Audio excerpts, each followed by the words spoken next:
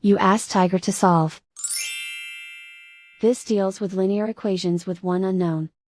The final result is x equals 1. Let's solve it step by step.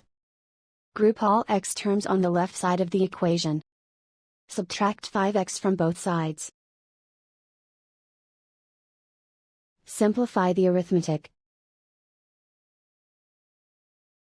Group like terms.